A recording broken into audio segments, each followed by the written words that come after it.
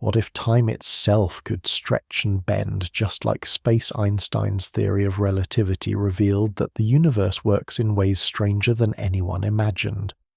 But how does it really shape the fabric of reality? In this video, we'll explore the science that changed everything. If you enjoy it, please like, subscribe, and share, and tell us in the comments what part of relativity fascinates you most. Thank you for watching. Now let's begin. Classical physics presents a quiet, orderly picture in which space and time exist as separate, dependable backgrounds for every motion and every change. Time flows at a steady rate that does not vary from one place to another. A second in one village matches a second in a distant port, and a carefully made clock that is carried from one room to the next keeps the same beat without adjustment. Space stands apart from time. It stretches in three straight directions with the familiar rules of Euclid, where parallel lines do not meet, and triangles have interior angles that sum to two right angles. Positions have three coordinates, while time provides a separate label that orders events from earlier to later.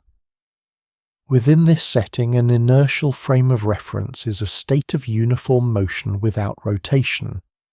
In such a frame, a body free of outside influence moves in a straight line at unchanging speed. When a force acts, the acceleration of a body is proportional to the total force and inversely proportional to its mass, and the direction of acceleration matches the direction of the force. If no force acts, the velocity remains the same. These rules allow an observer to predict motion by measuring positions as functions of a shared time, and by keeping careful track of forces.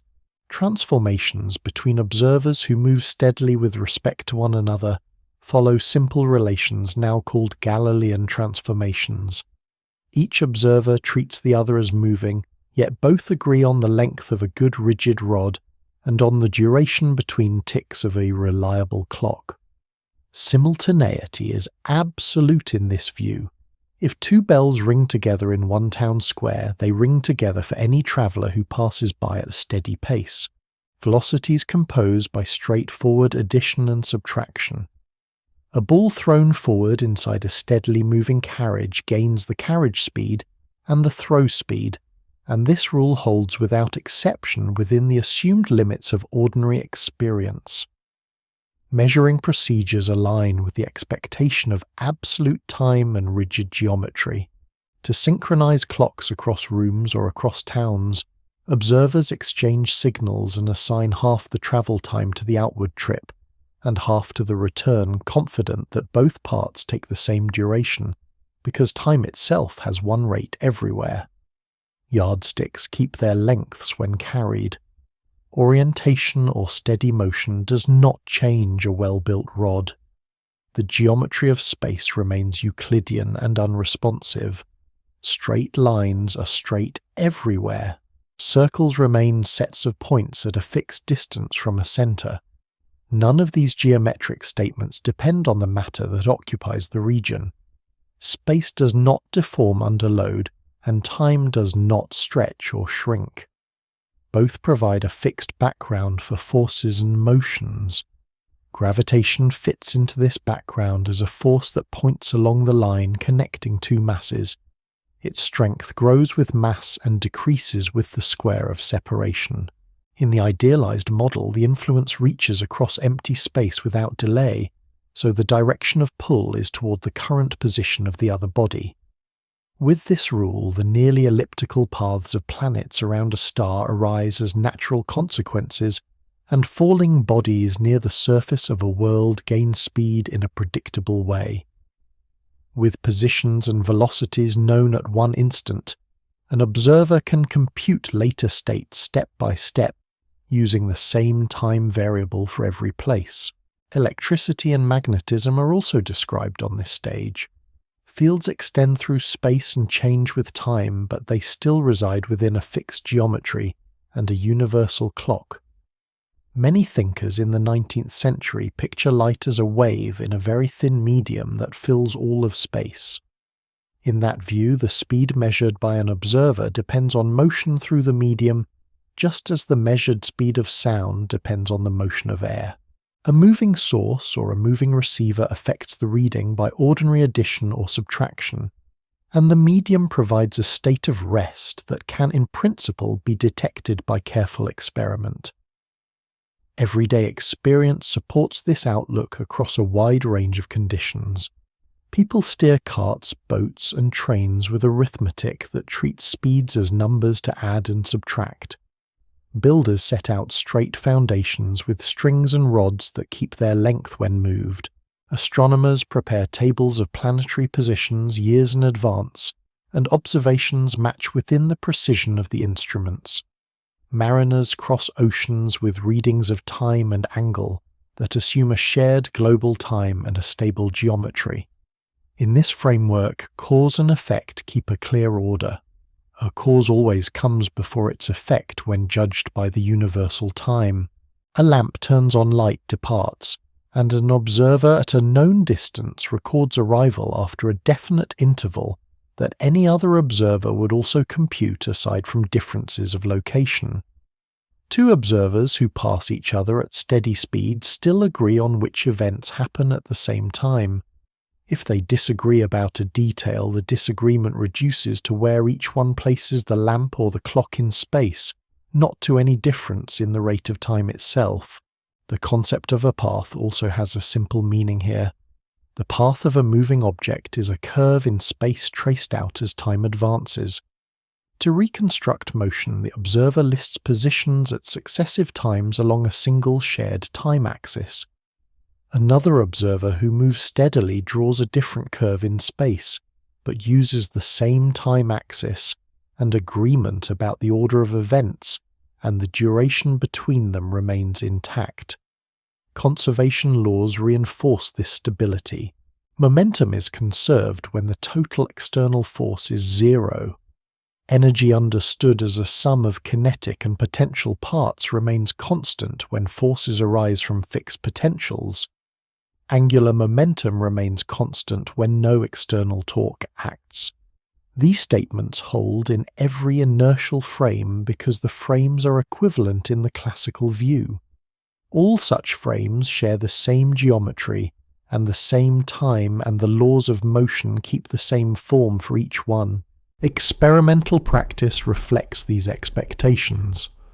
Clocks are compared by carrying them side by side after a journey, and any small difference is attributed to wear or environment. Measuring rods are checked along rails and tables, and agreement is expected regardless of orientation or steady speed within careful limits. Signals used for coordination are treated as moving through space with speeds that combine with source and receiver motion in ordinary ways. The phrase ordinary ways means arithmetic addition and subtraction rather than a special rule. Observers also accept that no experiment performed at constant speed can reveal which inertial frame is at true rest, because none is privileged by the laws, and yet the belief in a single universal time remains strong because all inertial frames share that time. The scale of many practical problems stays within modest speeds and distances where these assumptions perform well.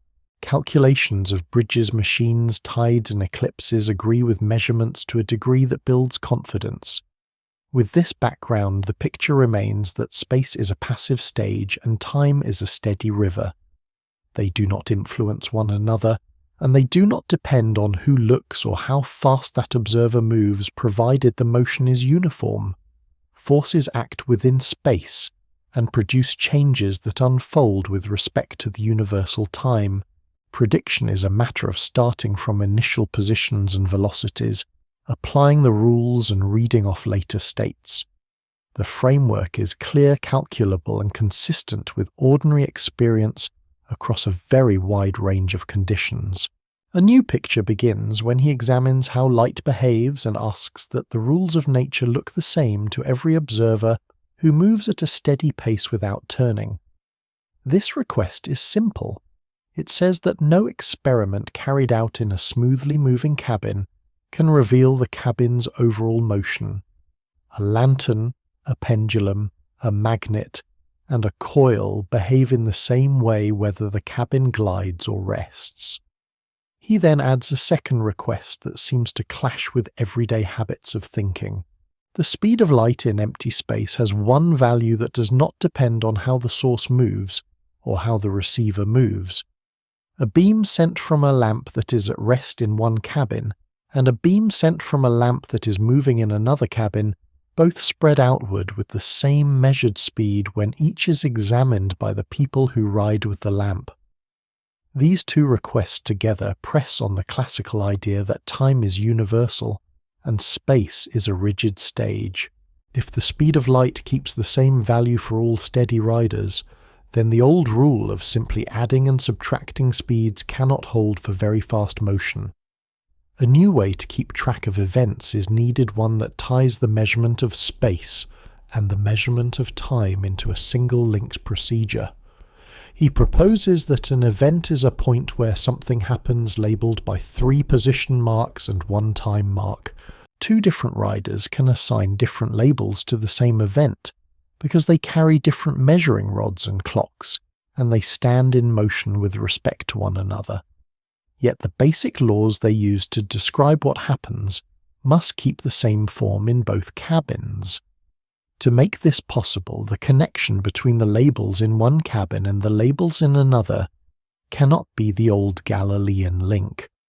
Instead, space and time labels must transform together in a way that preserves the light-speed rule. To see why he builds a careful operational picture. A clock is not an abstract idea, but a device that counts repeated motions. A light clock, for instance, uses a short flash that bounces between 2 mirrors. Each round trip marks a tick. If the clock is at rest with respect to an observer, the flash shuttles straight up and down between the mirrors. If the same clock passes by with steady motion, the observer who watches from the platform sees the flash trace a slanted path because the mirrors glide sideways while the flash travels. Since the observer on the platform still measures the same speed for the flash, the longer slanted path must take more time between ticks than the straight path. The 2 riders both trust their own clocks. The one who rides with the clock still sees the flash go straight up and down and does not find any change in tick rate. The one on the platform finds a longer path between ticks and therefore a longer time for each tick. This is not a matter of broken machinery or air friction. It comes from the way the shared light-speed rule forces time and space to adjust together. In the same spirit, the procedure for marking off lengths cannot rely on rods that keep one absolute length for all moving observers. To compare 2 spatial points that are far apart, an observer must decide whether the readings at those points are taken at the same time. But the method for deciding that 2 distant readings are simultaneous uses signals that take time to travel. If light sets the standard for signals, and if its speed is the same in every steady cabin, then the synchronization of far clocks must be defined with care using the sending and returning of light flashes. Different observers who move with respect to one another follow the same synchronization rule, yet the result of their clock settings will not be the same across cabins. This observation shows that judgments about how long a rod is, or whether 2 events happen at the same time, are tied to the state of motion of the observer in a deep and unavoidable way.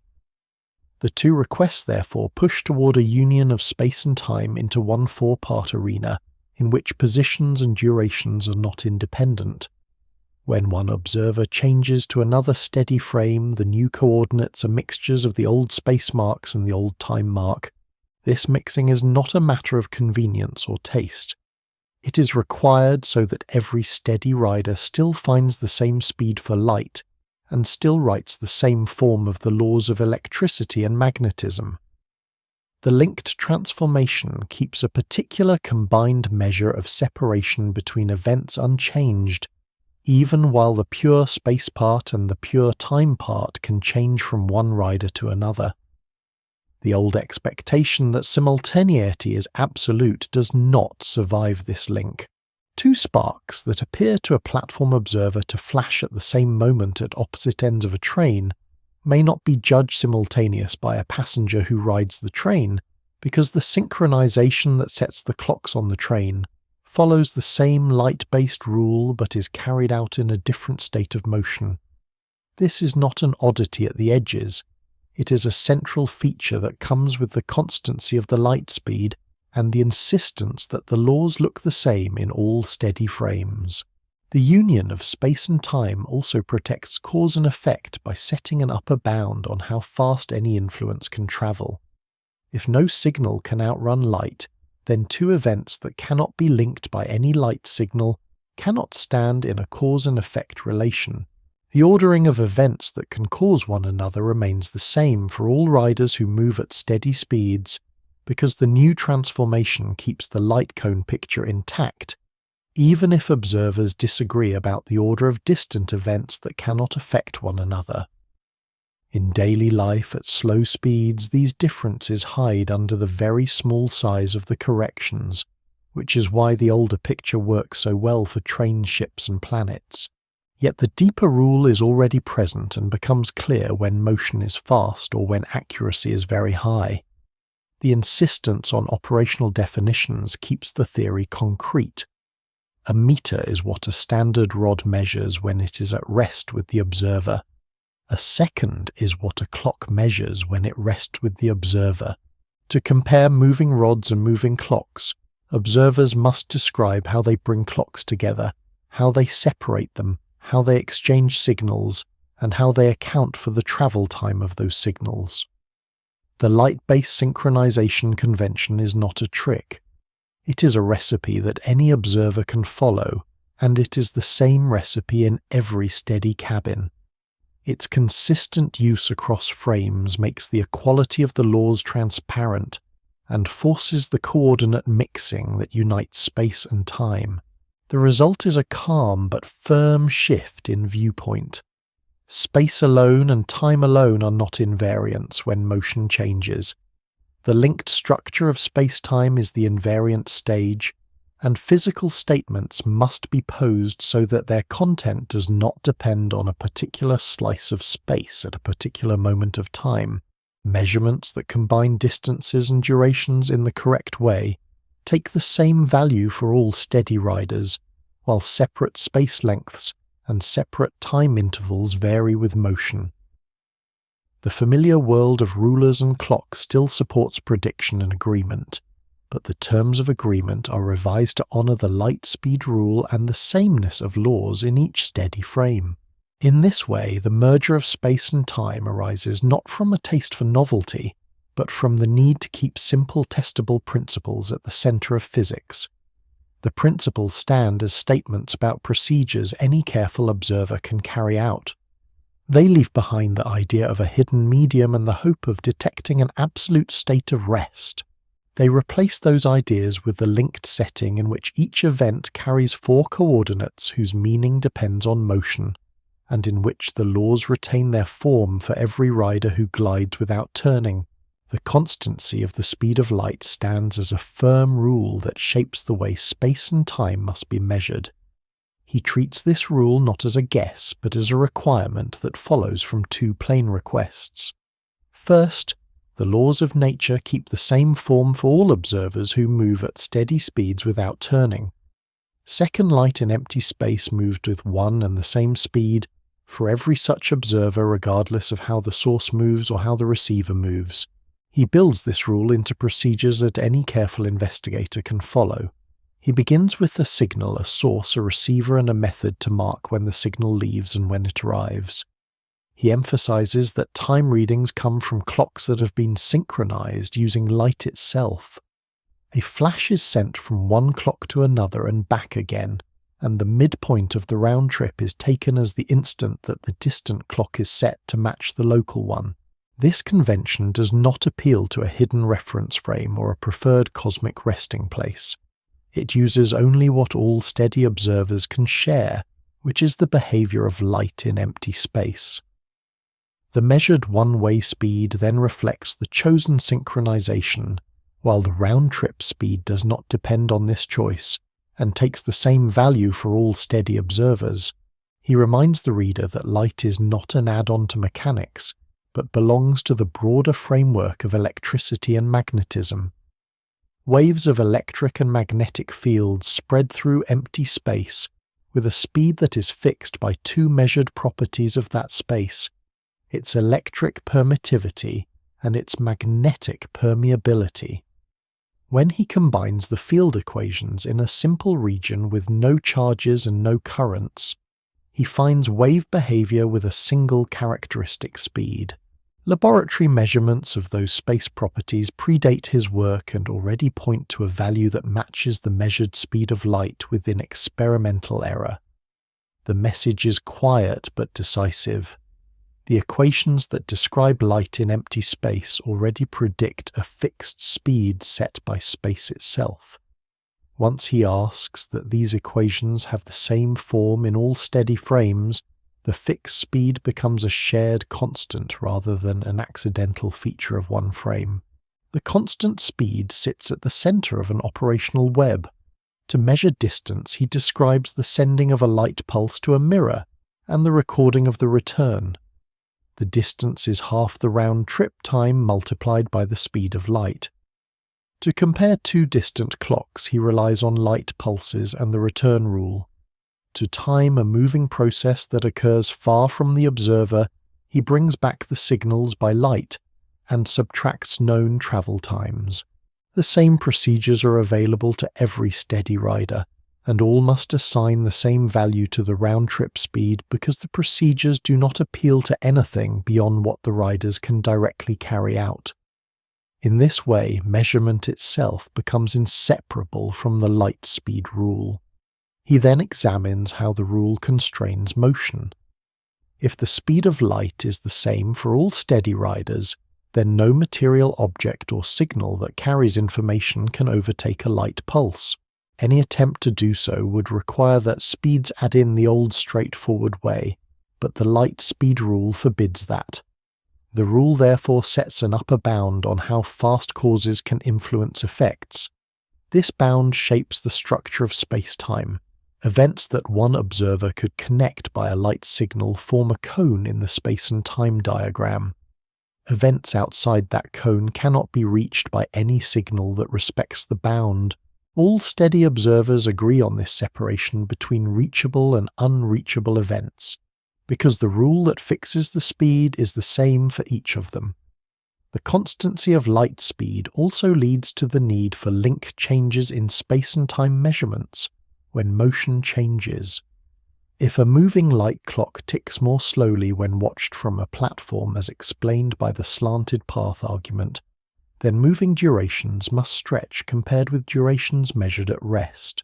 If a moving rod is to be measured by the platform observer using synchronized clocks at its ends, while honoring the light signal rule, the measured length must shorten along the direction of the motion so that the light speed remains the same and the laws keep their form. These effects are not added by hand. They arise because the same procedures for sending, receiving, and synchronizing must give self-consistent results in all steady frames while preserving the single speed for light. He turns next to the question of why ordinary experience seems to show otherwise. He points out that train ships and planets move at speeds that are tiny compared with the speed of light. When the ratio of ordinary speed to light speed is very small, the adjustments that space and time must make are also very small. Clocks that move at such speeds tick at rates that differ from rest, by amounts too tiny to see without special instruments.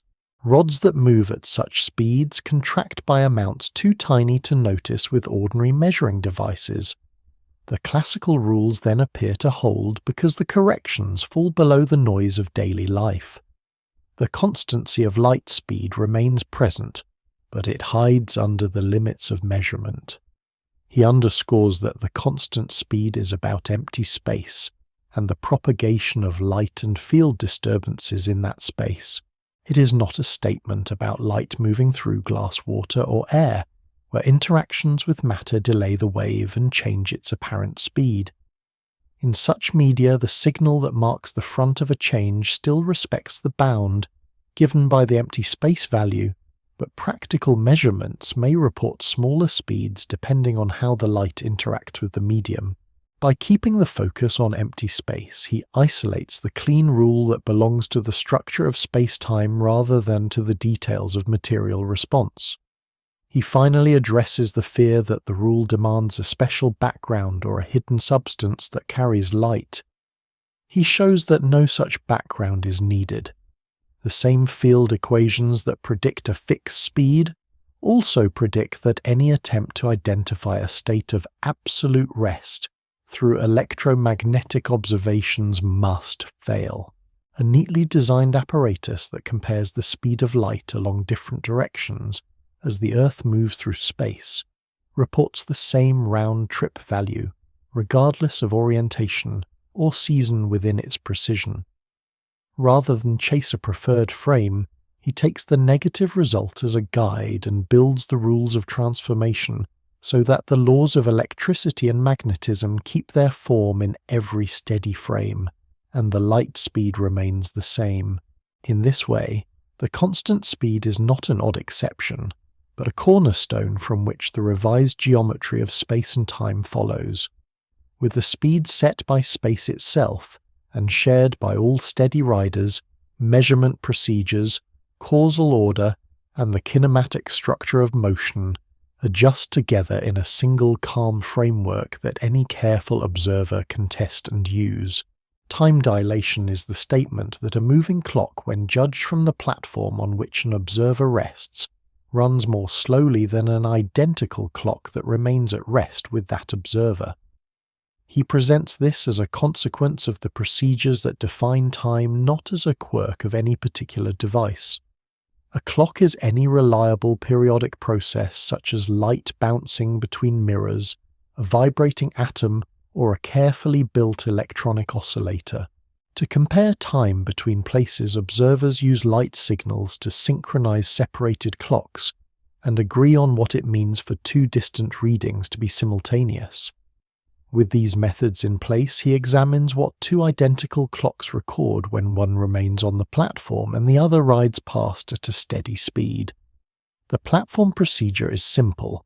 Two gates are placed along a straight track. Each gate carries a clock that has been synchronized with its partner by the light exchange rule, which sets the distant reading using the midpoint of a round-trip flash. A third clock rides on a cart that glides from the first gate to the second without turning. When the cart passes the first gate, the riding clock is set to match the first gate's reading at that instant. When the cart passes the second gate, the platform records the second gate's time and the riding clock's time. The difference shown by the platform clocks is the platform duration between the two passings. The difference shown by the riding clock is the riding duration between the same two meeting events. The result is calm and firm. The riding duration is smaller. The moving clock accumulates less time. The light clock model makes the reason clear. For an observer who travels with a light clock, a flash goes straight up and straight down between two mirrors, tracing the shortest path and marking regular ticks. For an observer who rests on the platform while the same device glides by, the flash must trace a longer slanted path between ticks because the mirrors slide sideways while the flash moves. Since both observers must measure the same speed for light in empty space, the longer path per tick implies a longer time per tick for the platform judgment. The moving light clock therefore ticks more slowly when judged from the platform. Any other regularly repeating process that serves as a clock must share this slowing if the laws of nature truly keep the same form for all steadily moving riders. If a pendulum, a vibrating atom, and a light clock slowed by different factors, the difference would provide a way to detect a preferred state of rest and would break the guiding principle that denies any special frame. He also shows that the conclusion does not rest on any temporary setback caused by acceleration during a turnaround. The platform comparison uses only two local meetings at the gates and requires no return trip. To avoid even the hint of turning, he proposes a relay. A sealed standard clock rides steadily the whole way by being passed from one steadily moving cart to the next, at planned crossings, each cart sharing the same speed and direction. The sealed clock never accelerates. The platform still finds that the sealed clock shows less elapsed time than the platform clock's record between the two gate meetings. The effect belongs to steady motion itself, not to the details of any turning. He then addresses a common question. If motion is relative, can the rider not claim that the platform moves while the cart rests, and therefore judge that the platform clocks are slow? The answer is that each judgment refers to a different comparison, because each judgment uses a different pattern of simultaneity. The platform uses its own synchronized grid to compare the two gate readings. The rider uses a moving grid to compare readings on platform clocks as they pass. Reciprocity does not create a contradiction because direct side-by-side comparisons are local. A platform clock and the riding clock can be compared only at the instant of passing. To compare readings at distinct locations, one must declare a simultaneity convention tied to a particular grid, and the declarations differ for grids in relative motion. When comparisons are made only at meetings, no loop of reasoning returns the riders to an impossible result. The story can be kept entirely local, as the cart passes each platform clock in turn. Each local meeting shows the same ratio of rates. Collected along the track, those local results reveal the same global conclusion without invoking any distant simultaneity at all. He introduces helpful terms to keep the statements precise. Proper time is the time measured by a single clock that travels with the system along its path from one meeting event to another. Coordinate time is the time assigned by a grid of synchronized clocks that rests on a platform. Time dilation says that the proper time accumulated by a steadily moving system between two meetings is smaller than the coordinate time assigned by the platform between those same meetings. Proper time remains the natural record of the history experienced by the moving system. Coordinate time remains the natural record of the history assigned by the platform to the sequence of events. Neither record is in error. They are different because the procedures that produce them are different and must respect the rule that light in empty space has one unchanging speed for all steady riders. He then separates the physical meaning of time dilation from changes in sensation. A person who rides at a steady speed feels no internal slowing. Breathing thought music and chemical reactions proceed with their usual pace when judged by the rider's own clock. The difference appears only when histories are brought together and compared by meeting, or when a distant comparison uses the declared platform simultaneity. The slowing is not a delay caused by signals taking longer to arrive through space. It is a difference in the amount of time that accumulates along two different paths through space and time. He gives clear procedures to measure the effect without hidden assumptions. One may place many platform clocks along the track, each one comparing its reading to the riding clock at the instant of passing.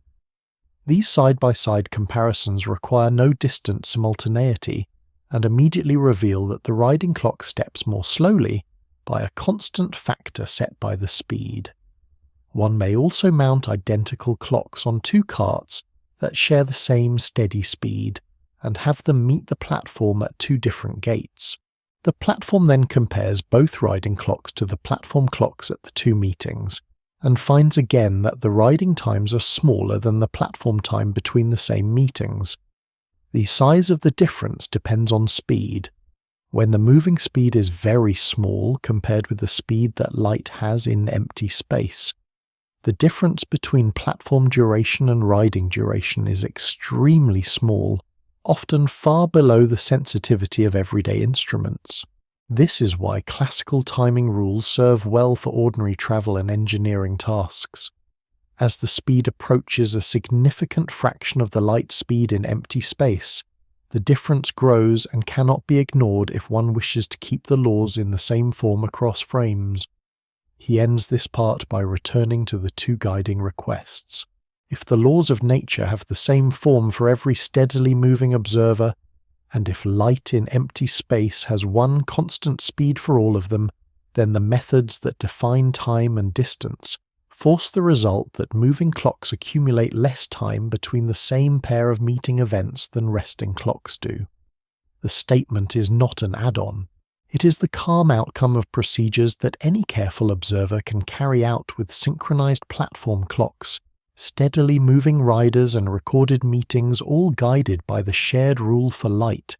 Length contraction states that a moving object, when judged from a platform on which an observer rests, is measured to be shorter along the direction of motion than an identical object that remains at rest with that observer.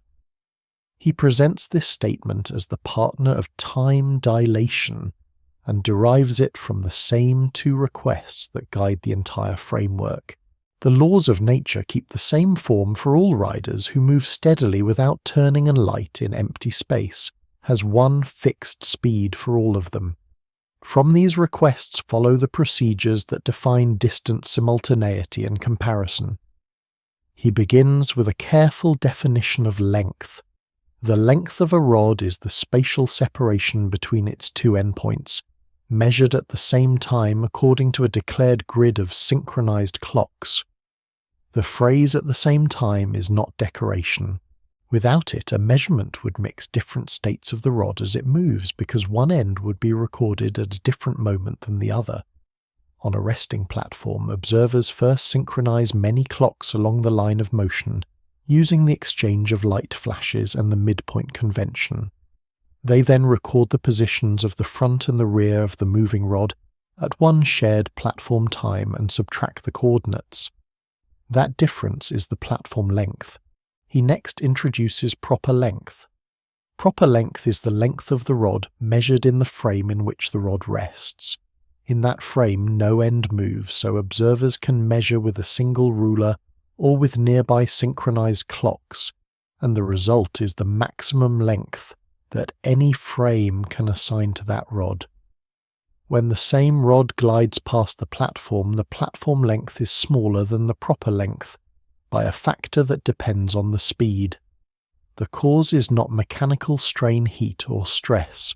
It is the linked change that space and time labels undergo, so that all steady riders preserve the same speed for light and the same form of the field and motion laws. He gives an operational picture that makes the role of simultaneity visible. Suppose a platform observer wants the length of a fast train. Two detectors stand fixed on the platform, separated by a known rest distance. Each detector carries a clock synchronized with the other by the light exchange rule. The platform records the instant when the front end of the train passes the first detector, and the instant when the rear end passes the second detector. Because the detectors are separated, the platform must rely on synchronized clocks to declare these two instants simultaneous. The readings are then converted to a single platform time, and the known separation between detectors is taken as the length if the two passings are simultaneous. If the front passing and the rear passing are not simultaneous in the platform frame, the clocks reveal the mismatch and the platform can shift the detector separation until readings coincide at one common platform time. When that is done, the required detector separation is less than the proper length of the train. The same conclusion emerges from light ranging. A platform observer sends a light pulse to a mirror on the front end of the moving rod, and another pulse to a mirror on the rear end. By arranging the emission time so that the returns arrive simultaneously at the platform, the observer isolates a determination that corresponds to the rod endpoints at one platform time. Converting the round-trip times to distances with the fixed light speed yields a length that is less than the proper length. In both methods, the shorter result is not an artifact of delay or equipment. It arises because simultaneity in the platform frame slices through the moving rod in a way that pairs different moments in the rod's own rest frame. He then shows that length contraction and time dilation stand as two faces of one geometric adjustment. A light clock built into the rod defines a period in the rest frame. When the rod moves, the platform must still read the same speed for the bouncing flash. To keep the light speed fixed while the platform judges the moving clock to tick more slowly, the platform must also judge the space between mirrors along the motion direction to be smaller. The combination of a slower tick and a shorter path preserves the single light speed. If either piece were missing, the light speed would come out wrong for one rider or another, and the foundation request would fail. He emphasizes that contraction is directional. Only the measurement along the line of motion changes. Any dimension perpendicular to the motion remains the same for all steady riders, because there is no reason in the laws or in symmetry to prefer one transverse direction over another, and no adjustment of transverse measures is needed to keep the light speed rule intact for transverse light clocks. This directional character also ensures that shapes change in a specific way. A moving sphere remains a sphere for each rider in its own rest frame, but a platform judge sees it as flattened along the motion direction, while unchanged across directions that are perpendicular to the motion. He then considers reciprocity an apparent paradox. A passenger on the train may claim that the train is at rest while the platform moves, and therefore assert that the platform yardstick, when judged from the train, is the object that contracts. Both claims are correct within their own frames because each relies on that frame's simultaneity convention. The seeming conflict dissolves when one remembers that neither observer directly compares the entire length side by side at one shared time. Each uses local meetings and synchronized grids within a single frame to define length. The difference in simultaneity prevents any loop that would force the two length judgments to be placed on the same footing at once. If one tries to set up a loop with marks and return trips, the bookkeeping shows that the events being compared are not the same pairs across frames, which resolves the worry. He is careful with the idea of rigidity. In this framework, no perfectly rigid body exists. Signals that communicate forces within matter cannot exceed the light speed in empty space, so accelerations applied to one part of a body cannot change all other parts instantaneously. When a long rod is brought from rest to steady motion along its length, internal stresses may arise while different parts adjust. Those dynamical details are real, but they do not define contraction. Contraction is a kinematic statement about how lengths are to be measured once steady motion is achieved and internal forces have settled. It does not claim that atoms are squeezed in their own rest frame. It claims that the platform's method of defining simultaneous endpoints yields a smaller separation for a rod that glides by. He points to evidence that aligns with these statements. Beams of fast ions and electrons circulating in laboratories form bunches whose lengths, when inferred from timing detectors placed along a ring, are shorter in the laboratory frame than their proper lengths would be at rest. Cosmic ray particles that enter the atmosphere report the same interplay in a reversed way. In the rest frame of a fast particle, the thickness of the atmosphere along the path shrinks, which helps explain why a short-lived particle can survive long enough as judged in the laboratory to reach ground level.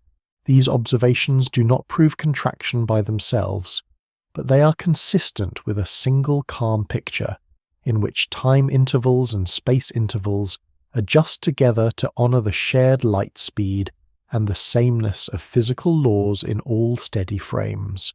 He closes this step by restating the measuring rule. Length is not a primitive notion, but a result of a repeatable procedure that uses synchronized clocks, light signals and recorded positions at one declared time in a given frame. Proper length belongs to the rest frame of the object and provides the reference against which contracted lengths are judged. When these procedures are followed, moving objects measured along the direction of a motion are shorter by a definite factor that depends only on speed. The change does not come from material fatigue or hidden forces. It comes from the structure of space-time that all careful observers share when they adopt the two guiding requests and carry out their measurements with the same light-based conventions. Relativity of simultaneity states that whether two spatially separated events occur at the same time depends on the state of motion of the observer who judges them. He approaches this quietly through procedures rather than slogans. First, he defines simultaneity within one frame. An array of clocks rests on a platform. Each clock is synchronized with its neighbors by the exchange of light flashes. A flash leaves clock A at a recorded reading strikes. Clock B is reflected and returns to A. The platform observers set the reading at B so that the leaving time and the returning time at A bracket the event at B symmetrically. With this convention established across the entire platform, the phrase "at the same time" for the platform means that the two listed clock readings are equal. Next, he places a long train that moves steadily past the platform. The train carries its own array of clocks and its own technicians who use the same light exchange rule to synchronize those clocks in the train frame. The rule is identical in wording and in equipment. It is applied by people who rest on the train with light moving through empty space. Once both grids have been synchronized independently, he examines a pair of events that are separated in space. He introduces a practical arrangement so that the events are unambiguous. Detectors are mounted at the front and rear of the train. Matching detectors are mounted on the platform at locations where the front and rear pass. A single switch on the platform placed halfway between the platform detectors, according to the platform's own rulers, sends simultaneous trigger signals to the two platform detectors in the platform sense. When those signals arrive, each platform detector emits a flash toward the passing train. The flashes reach the train detectors at the ends. The platform technicians record that these emissions are simultaneous in the platform frame because the signals had equal path lengths and equal travel times by the platform synchronization. The train technicians, however, do not judge the arrivals to be simultaneous. The train is moving forward. The front end moves toward the flash launched from the forward platform detector, and the rear end moves away from the flash launched from the rear detector. Since the speed of light in empty space is the same for all steady observers, the forward flash meets its moving target sooner than the rear flash meets its receding target. The train technicians therefore record different clock readings for the two arrivals, even though they also use the same light-based rule to set their own clocks. The difference is not a mistake. It reflects that each frame carries its own grid of synchronized clocks, and that the act of declaring two distant events to be simultaneous depends on which grid is used. He then reverses the setup. The train technicians prepare a central switch exactly halfway along the train, according to the train's own rulers. At a chosen train time, they send equal signals to the train ends, and the end detectors emit flashes toward the platform. By the train synchronization, these emissions are simultaneous. The platform technicians, after analyzing the arrival times at their platform detectors, using their own synchronized clocks, do not find simultaneity. The platform sees the rear flash catch up to a platform detector that moves toward it, and the front flash chase a platform detector that moves away when judged within the platform frame. Again, the speed of light is the same for all steady observers, so the travel times differ, and the recorded arrivals are not simultaneous for the platform, even though they are simultaneous for the train. Relativity of simultaneity follows from the insistence that both frames use the same light speed and the same synchronization convention. He goes on to describe the desynchronization that each frame assigns to the other's clocks. Consider a long row of train clocks that are synchronized in the train frame. The platform technicians compare a passing train clock to the platform clock it passes at each meeting. They find a consistent offset that depends on where along the train the clock sits. Clocks toward the front of the train are set behind clocks toward the rear when judged using the platform grid. The size of the offset grows with separation along the motion direction, and the sign of the offset reverses if one reverses the direction of motion. This is not an arbitrary bookkeeping quirk. It is required if every steady rider is to use the same light speed rule and still be able to transform labels between frames without contradiction. Without this systematic offset, the platform could not explain why the two train-end events that the train declares simultaneous arrive at different platform times, and the transformation rules would fail to preserve the fixed round-trip speed of light. He then connects relativity of simultaneity with time dilation and length contraction, showing that all three form one linked adjustment. Time dilation says moving clocks tick more slowly when judged from the platform. Length contraction says moving rods are shorter along the motion direction when judged from the platform. Relativity of simultaneity says the platform's slice of equal time cuts across the moving rod at different moments of the rod's own rest frame. Only the combination of slower ticks, shorter measured length, and shifted simultaneity keeps the measured speed of light the same for all steady observers, and keeps the equations of electricity and magnetism in the same form across frames. If any piece were missing one or another measurement of a light clock or a moving wavefront would fail, and the guiding requests would not hold. He clarifies what is and is not affected. Local coincidences are absolute. When the tip of the train horn passes the platform marker, that meeting is one event. All observers agree that it happens and agree on everything that can be checked at the same place. Disagreement enters only when two events happen at different places. Two distant sparks that are simultaneous for the platform are not generally simultaneous for the train. This does not disturb causal order. If a cause can influence an effect through any signal that respects the upper speed bound set by the light speed in empty space, then all steady observers agree on their order. Only pairs of events that too far apart in space and too close in time for any such signal to connect them can be seen in different time orders by different observers. These are events that cannot influence one another. Changing their assigned order under a change of frame never turns an effect into a cause or a cause into an effect. He proposes measurement strategies that do not appeal to distant assumptions. A platform may place many clocks along the track and compare them to passing train clocks at the instant of each meeting. The recorded offsets trace a linear pattern that reflects the relativity of simultaneity directly. The train may carry many synchronized clocks and record platform clock readings at each pass, finding the mirror pattern. These data sets made only of local meetings and recorded readings are enough to reconstruct the full relation between the two time coordinates and to show that simultaneity depends on motion. He notes why ordinary life hides this effect. Typical separations are small, and typical speeds are tiny compared with the speed that light has in empty space. So the offset that accumulates across a house or a field is far below the sensitivity of common clocks. In precision systems that coordinate widely separated stations in motion, the effect does not vanish and must be accounted for explicitly if one wishes signals to align and data to make sense. He ends this step by repeating the procedural core.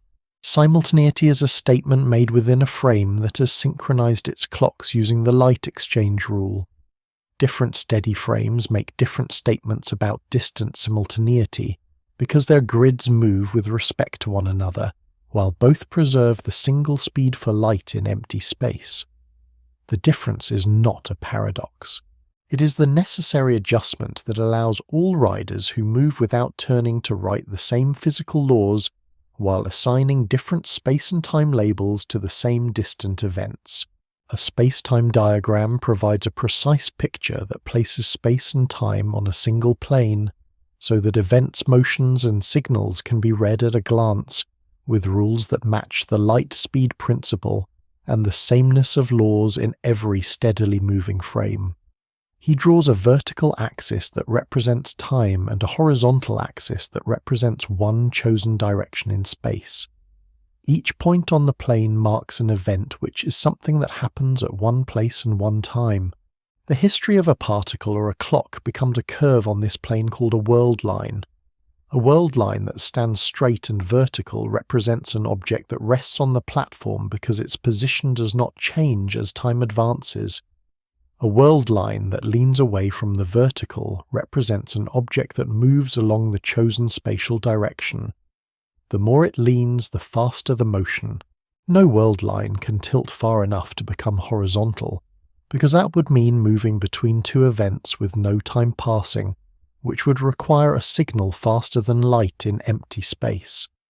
The diagram marks the paths that light can take from any event by two straight diagonal lines that make equal angles with the time axis. These two lines form the light cone when one imagines rotating the picture to include all possible directions in space. The region inside the upper diagonal represents events that can be reached from the starting event by signals that move no faster than light. The region inside the lower diagonal represents events that can send such signals to the starting event. Regions outside these diagonals contain events that cannot be reached or influenced without exceeding the light bound. All steadily moving observers agree on this division, because the diagram is constructed so that light always traces those same diagonals.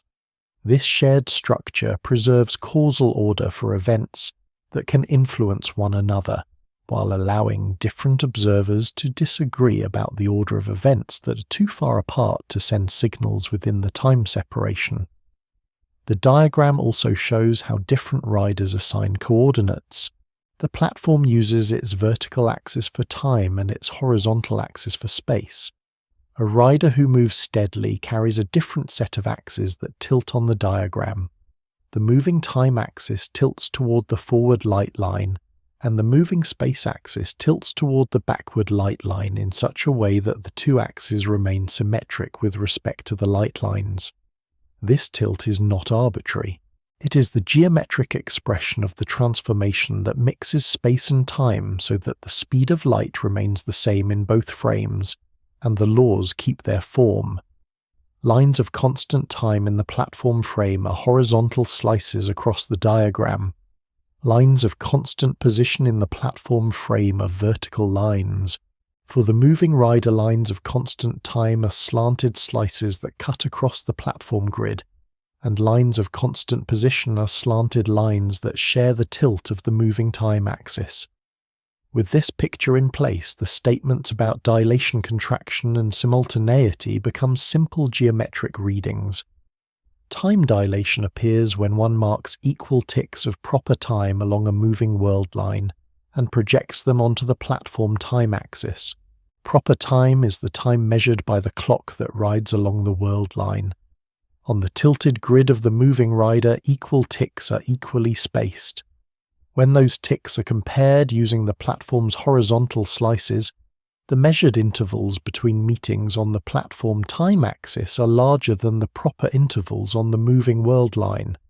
That geometric mismatch is the slower ticking that the platform assigns to the moving clock. Length contraction appears when one measures the separation between the world lines of the front and the rear of a moving rod along a line of constant platform time. Because the moving simultaneity slice is tilted, the two endpoints that are simultaneous for the platform correspond to different moments in the rod's rest frame, and the spatial separation that the platform reads off its horizontal slice is smaller than the proper length, measured by the rider who rests with the rod.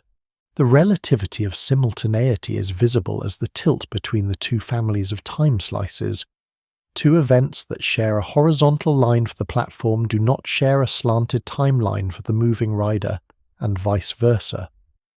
The diagram also encodes the invariant separation that every steadily moving observer agrees on even when the separate space and time labels change. For two events, one can construct a combined measure that subtracts the squared space separation from the squared time separation after suitable scaling so that the light lines have the same slope. This combined measure stays the same when the axes tilt according to the transformation that keeps the light lines fixed.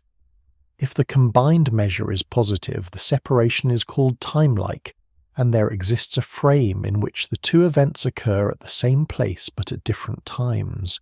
If the combined measure is negative, the separation is called space-like, and there exists a frame in which the two events occur at the same time but at different places. If the combined measure is 0, the separation is light-like, and the events lie on a light line. In the time-like case, there can be a cause and effect relation if the later event lies inside the future light cone of the earlier event. In the space-like case, no signal that respects the light bound can connect the events, and different riders can disagree on their order without violating causality. World lines can also curve on the diagram when an object accelerates. The proper time accumulated along a world line between two meetings is the length of that curve, measured with the space-time rule that leaves the light lines unchanged. Among all paths that connect two given meeting events, the straight world line that represents steady motion without turning yields the greatest proper time. A path that bends away and returns accumulates less proper time. This statement does not rely on preferences for a frame. It is a geometric fact of the diagram once the axes are scaled so that light travels along the diagonals. It explains in a quiet and precise way why two clocks that part and later reunite can record different totals even if each one always reads its own ticks as normal. The diagram further clarifies how velocities combine. A slope on the diagram represents a speed. When one changes frames by tilting the axes, the slope of a world line changes in a way that never produces a horizontal line. Composing two steady motions corresponds to two successive tilts that continue to keep the light lines fixed, which ensures that the combined speed never exceeds the light bound. The picture therefore provides a direct visual reason why no sequence of pushes can make a material object overtake a light signal in empty space. The diagram also guides measurement procedures. To locate an event, the platform sends and receives light signals and assigns the time as the midpoint of the round trip, while using the fixed light speed to infer distance. Those procedures plot points that lie within the correct light lines for every observer. When another rider repeats the same steps in motion, the plotted points match, but the grid used to label them tilts. All observers can therefore translate labels by reading how one set of axes overlays the other, and they always find the same light cone, the same invariant measure, and the same classification of separations. In this way, the space-time diagram is not decoration. It is a compact map of the rules already stated in words and procedures. It gathers world lines, light cones, time slices, and axis tilts into one figure that makes the constancy of light speed, the absence of a preferred state of rest, and the linked adjustments of time and space both visible and testable. The link between energy and mass appears as a quiet consequence of the same principles that guide the earlier steps. He begins with conservation statements that any careful observer can test. Momentum, which measures the tendency of motion to persist, is conserved when no net outside push acts. Energy, which measures the capacity to produce change, is conserved when every form of storage and transfer is counted. These laws keep the same form for every rider who moves at a steady pace without turning, and they must remain true even when light signals and moving clocks are used to define measurements. With this in view, he considers a long, smooth box that rests on a nearly frictionless track. A lamp at the center can emit a brief flash of light. When the lamp sends a single flash toward the left wall, the box recoils slightly toward the right, because the light carries momentum in the opposite direction. When the flash reaches the left wall and is absorbed, the wall gains that momentum and the box glides back so that its overall motion ends where it began. Throughout the process, no outside push acts. The center of mass and energy of the isolated system must remain fixed. The only way to keep that center from drifting is to accept that the light carries not only momentum, but also energy that counts toward the inertia of the system while it is in flight. Next, he prepares a more symmetric version. The lamp emits two equal flashes at the same instant in opposite directions, so the box does not translate at all. Energy leaves the source and travels to the walls where it is absorbed and becomes internal energy of the material. During the transit, the distribution of mass and energy within the box is different from what it was at the start.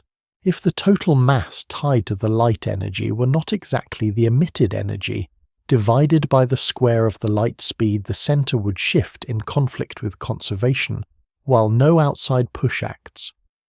The only consistent accounting shared by every steadily moving observer is that a loss of energy from a resting source corresponds to a loss of mass, equal to that energy divided by the square of the speed of light, and a gain of energy at a resting receiver corresponds to an equal gain of mass.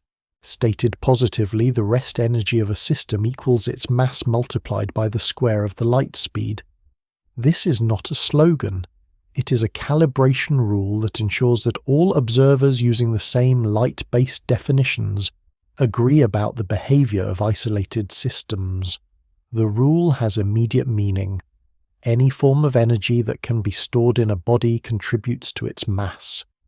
Warming a block increases its mass by a tiny amount because thermal motion stores energy. Charging a battery increases its mass by a tiny amount because electrical energy is stored in fields and in chemical bonds. A box filled with trapped light weighs more than the empty box by exactly the amount expected from the energy content divided by the square of the light speed. He now explains how motion fits into this picture.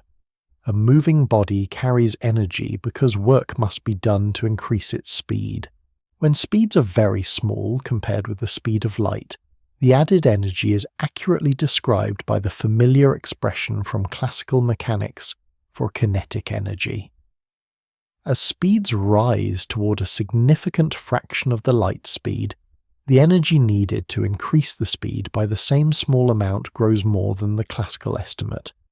The total energy of a body can be viewed as two parts that add together.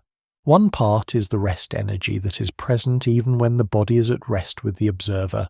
The other part is the kinetic energy due to motion.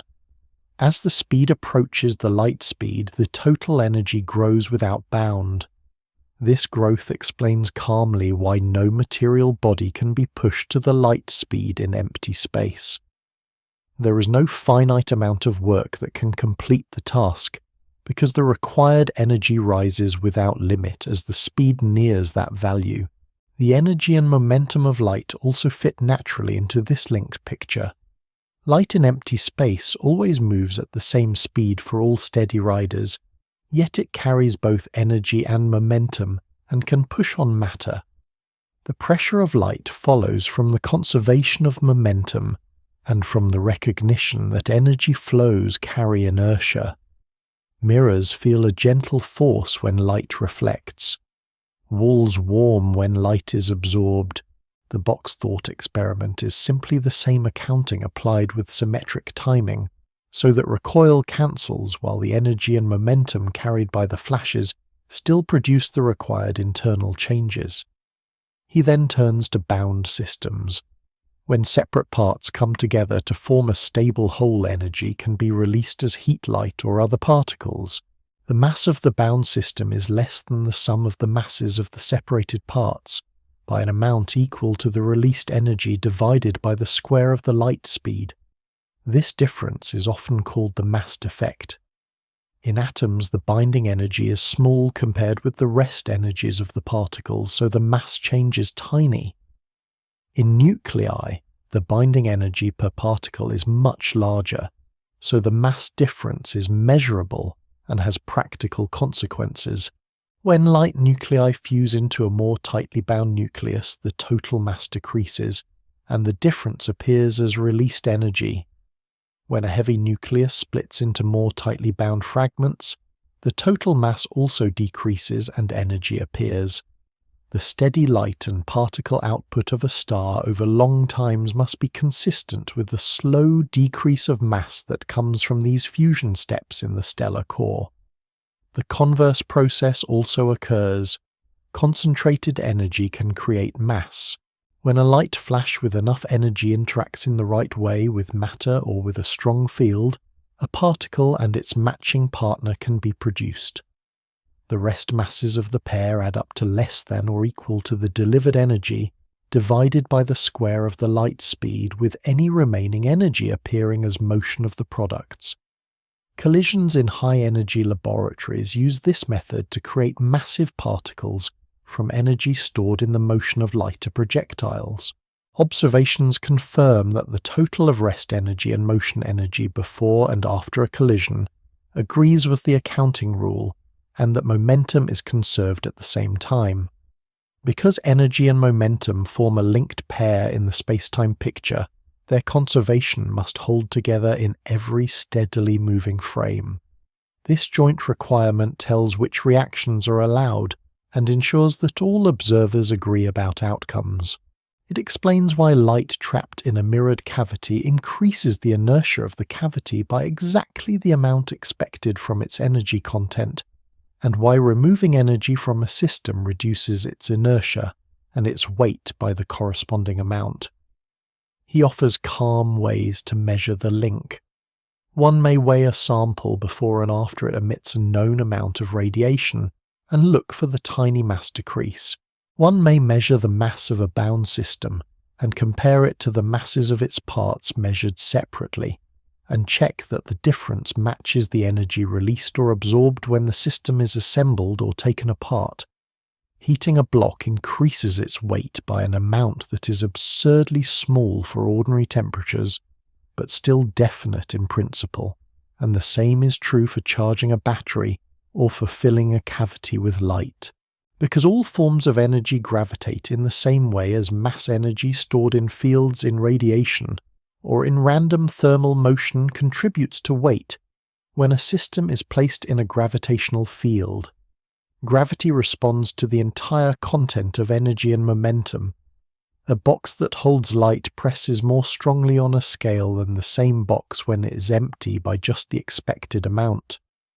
Likewise, removing energy from a system reduces its weight by the corresponding amount. Finally, he places the statement in its proper scope.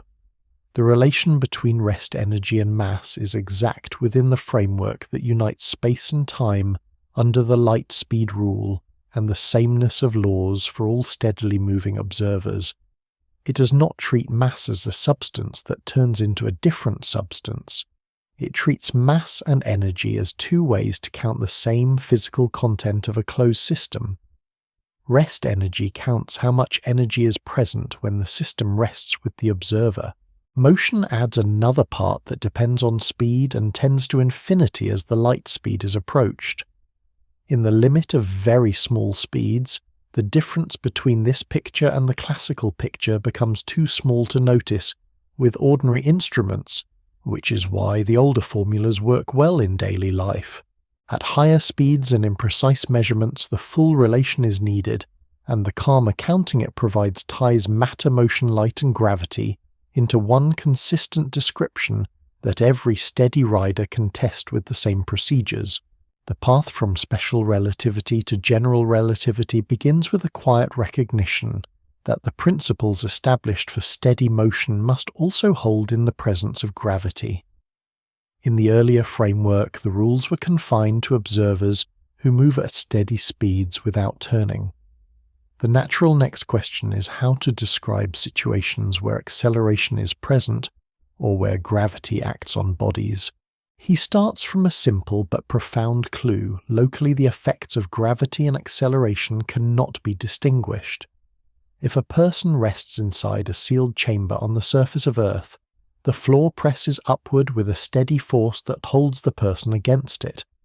If the same chamber floats freely far from any planet, the person and the chamber drift together, and the floor no longer presses upward. Now imagine that the chamber accelerates in empty space. The person feels pressed against the floor in the same way as on Earth. From inside the chamber without windows or outside reference, the two situations look the same. This is the equivalence principle. It says that locally being in a gravitational field and being in an accelerated frame produce indistinguishable effects. The principle guides the extension of relativity from steady motion to gravity. He frames the problem by considering how light behaves. Suppose a chamber accelerates upward in empty space. A beam of light enters through a hole in the side. While the beam crosses the chamber, the floor moves upward, so the spot where the light strikes lies lower than a straight line path would predict. To the person inside who does not know that the chamber is accelerating, the light appears to bend downward as though pulled by a gravitational field. If light bends in an accelerating frame, and acceleration is indistinguishable from gravity, then light must also bend in a real gravitational field. This simple reasoning points beyond the reach of Newton's model, where gravity acts only on masses through a force but leaves massless light unaffected. The principle suggests instead that gravity acts on space and time themselves, so that even light follows the altered geometry. He then reflects on clocks. In an accelerating chamber, a clock at the floor runs differently from a clock at the ceiling, because the floor is accelerating toward the ceiling. Signals that climb upward against the acceleration take slightly longer than signals that fall downward. In the sealed chamber, this delay means that a clock nearer the ceiling appears to run faster than a clock on the floor. By the equivalence principle, the same must occur in a real gravitational field. Clocks deeper in the field tick more slowly than clocks higher up. This gravitational time dilation becomes a measurable effect. Even on Earth, clocks on tall buildings accumulate more time than identical clocks at sea level. The difference is small but consistent and detectable with modern devices. Navigation systems that rely on precise timing must include this correction to remain accurate. From these clues, he proposes that gravity is not a force transmitted through space, but a manifestation of the curvature of space-time itself. Matter and energy tell space-time how to curve, and the curvature tells matter and light how to move. The straightest possible paths in curved space-time are called geodesics. A planet orbiting a star is not pulled by an invisible force. It moves along a geodesic in the curved space-time created by the star's mass. The orbit looks curved in space because the underlying geometry is curved. To make this precise, he introduces the metric, which is a rule that assigns an interval to any small displacement in space and time. In flat space-time, the metric has a simple form that reflects the constancy of the light speed and the invariant separation between events. In curved space-time, the metric changes from place to place in a way that encodes how rulers and clocks behave. The curvature of space-time is then described by quantities built from how the metric changes. The field equations of general relativity link that curvature to the energy and momentum of matter and radiation. These equations are exact and compact but contain a wealth of structure.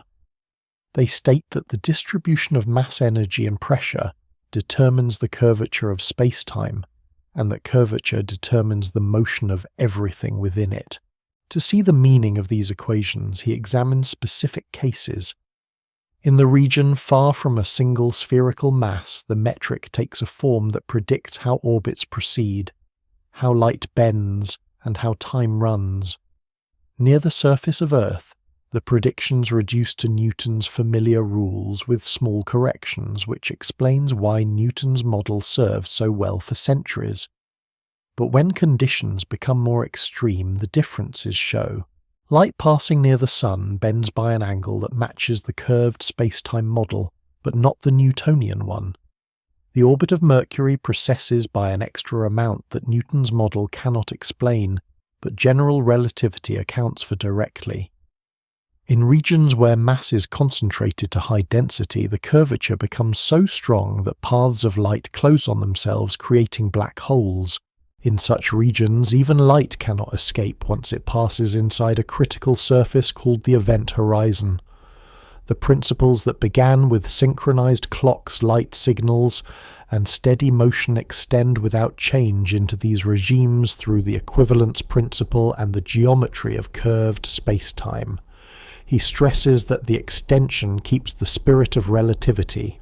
The laws of physics look the same to all observers who use local experiments, regardless of where they are or how they move, provided they consider regions small enough that tidal variations of the field can be ignored. No observer can detect absolute motion through space, and no observer can distinguish acceleration from gravity by local experiments alone. The geometry encodes everything. This geometric view also explains gravitational waves. If massive bodies accelerate, such as two stars spiraling together, they disturb the curvature of space-time and ripples spread outward at the speed of light.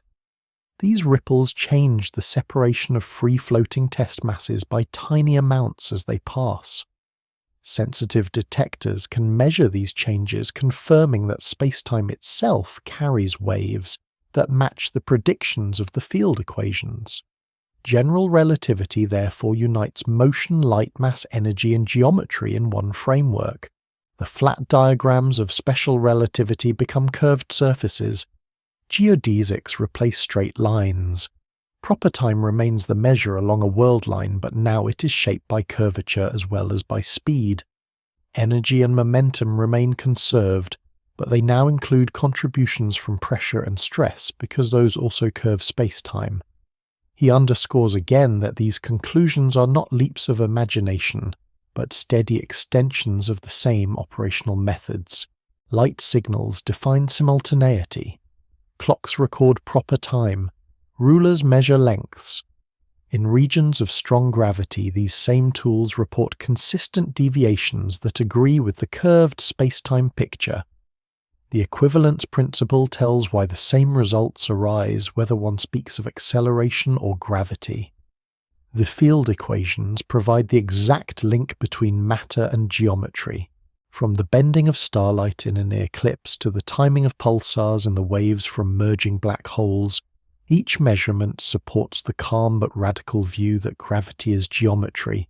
Curved space-time is the setting in which matter moves, light travels, and time flows shaped by the presence of mass and energy.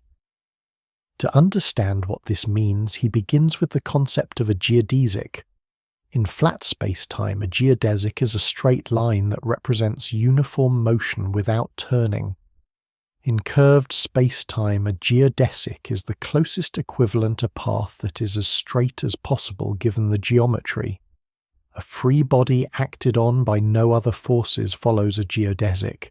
What once appeared to be a force of gravity is reinterpreted as the tendency of bodies to follow curved geodesics in a curved geometry. To see this, imagine a small ball released above the Earth. In Newton's view, the ball accelerates downward because of an invisible force of attraction. In the curved space-time view, the ball is simply following a geodesic that points inward toward the Earth. The surface prevents the ball from continuing on its natural path, so it comes to rest relative to the ground. In this sense, the person standing on the ground is the one who is accelerated, being pushed upward by the surface, while the falling ball is in free motion. Light also follows geodesics. A ray passing near a star bends not because a force tugs on it, but because the geometry itself is curved. The light travels in the straightest possible path that space-time allows, which appears bent when compared with the flat geometry we would otherwise expect. This bending was confirmed when starlight passing near the Sun during an eclipse shifted its apparent position by the exact amount the theory predicted. The same principle guides planetary orbits. A planet around a star follows a geodesic in the curved geometry. In Newton's model, the planet is continuously deflected by a central force. In the geometric model, the planet moves freely along a curved path because space-time around the star is not flat. The orbital precession of Mercury, which departs slightly from Newton's prediction, matches exactly the geodesic path computed from curved space-time. The equations that describe curvature are precise. They use the metric to determine distances and times, then derive how the metric changes from point to point. The result is captured in a set of quantities called curvature tensors, which describe how parallel lines that start together can converge or diverge as they extend. In flat space, parallel lines never meet. On the curved surface of a sphere, lines of longitude that are parallel at the equator meet at the poles. In spacetime, similar ideas apply, but with time mixed in. Two particles that start side by side with the same speed in curved spacetime may drift together or apart even if no force acts, because their geodesics converge or diverge under curvature. This tidal effect is a direct manifestation of spacetime geometry. Strong curvature leads to strong tides as near compact stars or black holes, where the difference in pull between the near and far sides of an object can stretch or compress it drastically. Curvature also influences the flow of time. A clock in a strong gravitational potential accumulates less proper time than a clock in weaker potential. This is not merely a technical correction, but a core feature of the geometry. Proper time is the length of a world line between events measured with the curved metric. In stronger fields, that length between two given coordinate times is shorter. This gravitational time dilation has been measured on Earth with clocks at higher altitudes running slightly faster than clocks at sea level. For satellites that orbit the Earth, both their motion and the weaker gravity they experience affect their rates. Navigation systems such as the Global Positioning System require careful correction for these effects to remain accurate.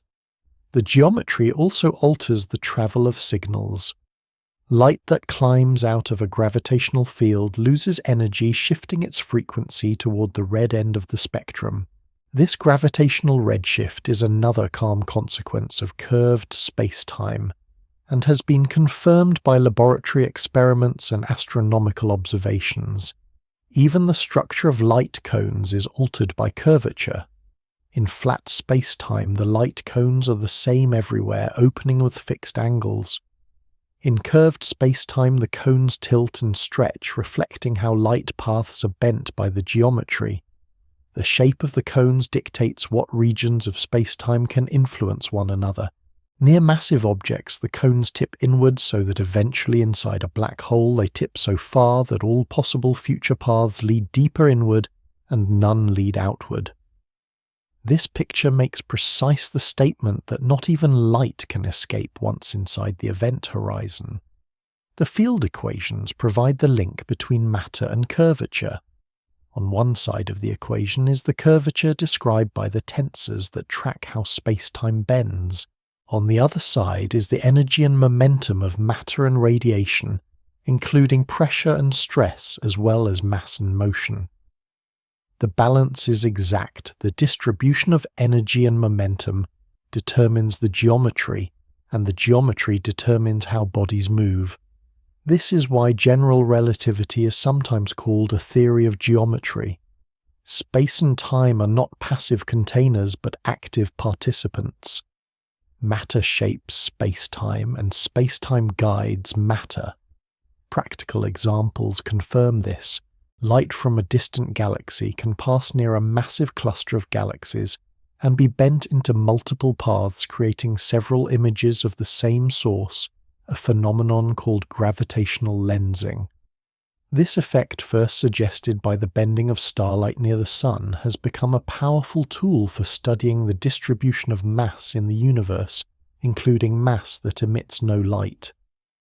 The curved paths of light reveal the invisible presence of dark matter. Planetary motions, pulsar timings, and spacecraft trajectories all require adjustments based on curved spacetime. Without those corrections, predictions drift from observations. With them, predictions and observations align. In calm words, spacetime curvature is not a distant abstraction, but a daily factor in systems that rely on precise timing and positioning. He emphasizes again that these conclusions follow step by step from the equivalence principle and the constancy of light speed. Local experiments cannot distinguish between acceleration and gravity, so light bending time, dilation, and geodesic motion must all follow. The mathematics of curvature encodes these statements in general form, but the ideas are grounded in operational procedures with clocks, rulers, and signals. Each piece of evidence, from the deflection of starlight to the advance of planetary orbit, supports the same picture. The geometry is not an overlay on space and time, it is space and time. Geodesics and orbits provide the calm language for describing how planets, moons and stars move in curved space-time. In Newton's account, a planet is bound to its star by a force of attraction that pulls inward while the planet's motion carries it sideways, producing a balance that traces out an ellipse. In the geometric account, there is no force pulling. Instead, the star's mass and energy curve space-time, and the planet follows a geodesic within that curved geometry. The orbit is simply the natural path in the curved setting, not the result of a hidden tether. He begins with a thought experiment. Imagine firing a projectile from the surface of a world. If the speed is low, the path arcs downward and meets the surface. At higher speeds, the path curves more gently, and the projectile travels farther before falling. At just the right speed, the curvature of space-time and the projectile's sideways motion combine so that the path bends exactly enough to keep missing the surface and the projectile enters orbit. In Newton's picture, this is explained as a balance of forces. In relativity, the projectile is in free fall along a geodesic that loops endlessly around the mass. The world itself prevents the path from being a straight line in flat space by curving space-time. Orbits can be described with great precision by writing the geodesic equations for the curved geometry around a massive body. The solutions show closed elliptical paths in weak fields, matching Newton's results, but with small corrections that become visible when conditions are extreme. The orbit of Mercury provides the classic example. Each loop of Mercury around the Sun is nearly an ellipse, but the point of closest approach slowly rotates. Newton's model accounts for most of this precession, but leaves a small excess unexplained. General relativity predicts exactly that excess as the outcome of space-time curvature near the Sun. Observations match the prediction without adjustment. The Earth and other planets also show precession, but their effects are smaller and harder to detect. In all cases, the explanation is unified. Orbits are geodesics in curved space-time. Light also follows geodesics. A ray that passes near a star curves inward. In Newton's time, this could not be explained because gravity was thought to act only on mass. In relativity, since space-time itself is curved, even massless light travels along the bent geodesics. During a solar eclipse, when the sun's light is blocked, stars just beyond the sun's edge appear displaced from their usual positions, the result of their light bending as it passes near the sun. The measured deflection agrees with the predicted curvature. Beyond individual orbits, entire systems reveal the same principle. Binary stars, for instance, are two bodies orbiting each other along geodesics determined by their combined curvature. When one of the bodies is compact, such as a neutron star, the system provides especially precise tests. Radio pulses from a rotating neutron star serve as clocks that trace its motion. Small changes in timing reveal how the orbit shifts, how energy is carried away by gravitational waves, and how the geometry curves under extreme density. Every effect agrees with the geodesic model. He also considers free fall near Earth. A ball dropped from a tower is not being pulled down by a force in the geometric sense. The ball is following a geodesic, and the tower's surface is accelerating upward to meet it.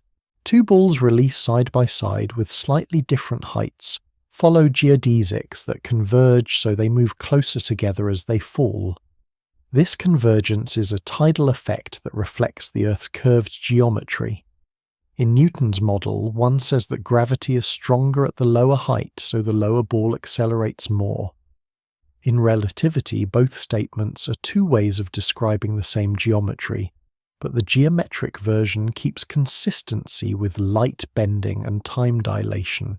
Geodesics are not limited to simple paths around stars and planets. They extend into the realm of strong curvature where black holes form.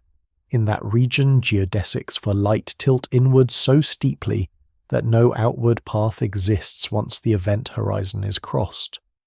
Matter and radiation that fall inward continue along their geodesics deeper into the curvature. Observers outside see the pairs approach the horizon more and more slowly, because time itself is stretched by curvature, but locally the infalling objects continue on their proper time without pause. The geodesic description unifies orbits falling and light travel. It removes the need to imagine invisible pulling forces and replaces them with the geometry that all observers can test with clocks and signals. It also clarifies what happens when energy and momentum are exchanged. If a spacecraft fires its engines, it is no longer in free fall. The thrust deflects it from a geodesic to another path. The new path is still a curve in space-time, but it is not the straightest possible one. When the engines stop, the craft resumes free fall along a geodesic.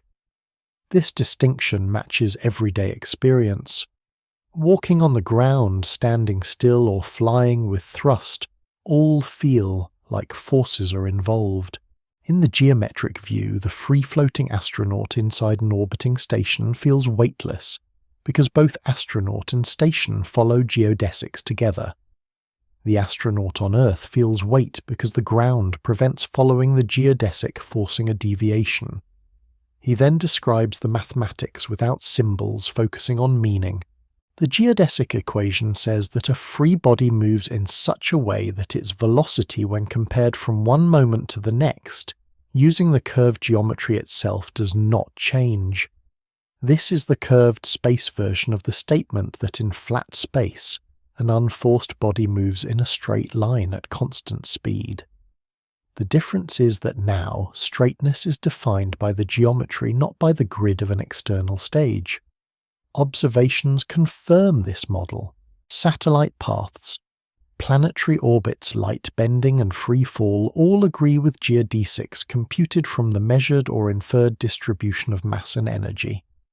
Where Newton's model required special adjustments for each case, relativity unifies them under one statement: matter and light move along geodesics in curved space-time. He closes this section by noting that the geodesic idea provides continuity. It keeps the spirit of the earlier principle that motion at steady speed in the absence of forces is natural. It extends that principle to gravity by saying that free fall is natural motion in curved space-time. The presence of mass and energy shapes the geometry, but once the geometry is set, the motion of bodies requires no additional cause. In this way, orbits, falls, and rays of light all become aspects of one calm picture in which space-time itself is the guide. Gravitational time dilation shows how the flow of time itself depends on position within a gravitational field. He begins with the equivalence principle. In an accelerating chamber, a clock fixed at the floor and another clock fixed at the ceiling do not tick at the same rate when compared carefully. Light sent upward from the floor to the ceiling is received slightly shifted in frequency. To the observer inside, who cannot tell whether the chamber is accelerating or sitting still in a gravitational field, the shift means that the clock at the ceiling runs faster than the clock at the floor. Extending this reasoning to real gravity, one concludes that clocks deeper in a field tick more slowly than clocks higher up. Time is not universal. Its rate depends on gravitational potential. This statement is made precise with the curved space-time metric. The interval of proper time along a world line depends on the geometry. Near a spherical mass, the metric predicts that a second measured by a clock at one height is not equal to a second measured by a clock at a different height. The lower clock accumulates less proper time between two shared events than the higher one. The ratio is small near Earth but measurable. A clock at sea level gains a few fewer nanoseconds per day than a clock placed on a tall mountain. Modern atomic clocks are sensitive enough to detect the difference even between the floor and the ceiling of a building. The difference is not a malfunction of the clocks. Each clock runs perfectly smoothly according to its own mechanism. The slowing is not noticed locally, but becomes apparent only when the two clocks are compared after a meeting or when signals are exchanged. If one clock remains on the ground and another rides a satellite, then after days or weeks, their accumulated times differ exactly as the geometry predicts. In practice, this effect is crucial. Satellites in orbit carry clocks that both move quickly and sit higher in the gravitational field. Special relativity predicts that their motion makes them tick more slowly than ground clocks. General relativity predicts that their higher position makes them tick more quickly. The two effects compete, and the net result is that orbital clocks gain time relative to ground clocks by tens of microseconds each day. Navigation systems that rely on timing to locate positions on Earth must correct for this. Without correction, positions would drift by kilometers within hours. The calm recognition that time itself is shaped by gravity ensures that modern technology functions. He then considers gravitational redshift. Light climbing out of a gravitational well loses energy. Since the number of wave crests per second as counted by a local clock measures frequency, and local clocks tick differently at different heights, the energy change appears as a shift toward the red. A photon emitted near a massive body is detected farther away at a lower frequency. This effect is another way to describe gravitational time dilation, because both are results of the same geometry. Redshift was first tested on Earth by sending light between different heights in a tower and measuring the tiny frequency change with precise instruments. The results agreed with prediction. Astronomical observations of light from compact stars show much larger redshifts matching the expectation from stronger curvature. Gravitational time dilation also explains why signals from fast pulsars and orbiting systems require correction. When a signal passes near a massive object on its way to Earth, the curved geometry delays it slightly compared with the straight path in flat space. This Shapiro delay, as it is called, was measured using radar echoes sent past planets and received on Earth. The additional travel time matched the prediction of general relativity. Each of these tests confirms that time itself is a variable shaped by gravity. The principle that guided the earlier parts remains visible. Procedures with clocks, rulers, and signals reveal the structure. No hidden assumptions are needed. If light has one speed for all steady riders, and if acceleration and gravity cannot be distinguished locally, then signals climbing in a field must stretch, clocks at different heights must drift, and geometry must be the explanation. Gravitational time dilation is also central to understanding black holes. Near the event horizon, the difference between higher and lower clocks becomes extreme. To a distant observer, a clock approaching the horizon appears to slow its tick, stretching out indefinitely as the clock nears the boundary. To the local clock itself, time flows normally. The difference reflects that the distant observer's slices of simultaneity cut across the curved geometry differently from the local slices. The proper time along the infalling path remains finite, but the coordinate time used by the distant observer stretches without bound. This distinction resolves apparent paradoxes about falling matter. The calm view is that both descriptions are correct within their frames. The local clock reaches the horizon in finite proper time. The distant observer never sees the crossing completed because signals stretch endlessly. Both accounts follow from the same metric and the same procedures applied with care. He emphasizes that time dilation is not separate from the other effects already described. It is linked with length contraction, relativity of simultaneity, and geodesic motion. Together they form a consistent picture in which space and time are woven into geometry that adjusts to keep the laws uniform and the speed of light fixed. When mass and energy curve space-time, the flow of time itself bends with the geometry. Practical applications underline the point. Laboratories calibrate their clocks by comparing them across distances and heights. Satellite constellations operate only because their onboard clocks are adjusted for gravitational time dilation. Even the study of Earth's shape and gravity relies on detecting tiny differences in clock rates between locations. By mapping these differences, scientists build models of gravitational potential with extraordinary accuracy. Time becomes a tool for measuring gravity. He closes this step by repeating the operational message. Every clock measures proper time along its path. No clock is wrong and no clock is defective. Differences arise because space-time itself is curved.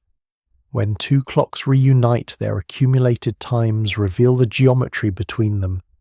When signals are exchanged between heights, their shifts reveal the same geometry. The slowing of lower clocks and the speeding of higher clocks are not optional features, but necessary consequences of the structure of space-time shaped by mass and energy. Light bending and gravitational lensing follow directly from the principle that light travels along geodesics of space-time. In the absence of mass and energy, space-time is flat and geodesics are straight lines. A light ray then travels in a straight path at constant speed. When mass is present, space-time is curved and the geodesics curve with it. Light follows those curved geodesics, so its path bends near massive bodies. The simplest example is light grazing the sun. In Newton's time, gravity was thought to act only on massive particles, so light would not bend except perhaps through a mechanical analogy.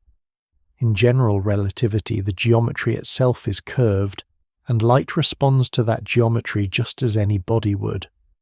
When the sun's mass curves space-time, a light ray that passes near the sun is deflected inward. During a solar eclipse, when the sky near the sun can be seen, stars appear slightly displaced outward from their true positions. The measured displacement matches the prediction of curved space-time exactly. This was one of the earliest tests of general relativity and gave strong support to the geometric view. The same principle applies on larger scales. A galaxy cluster containing billions of stars and much unseen matter bends light from galaxies farther behind it. The light can travel along several curved paths, arriving at Earth from slightly different directions. As a result, one galaxy may appear as multiple images.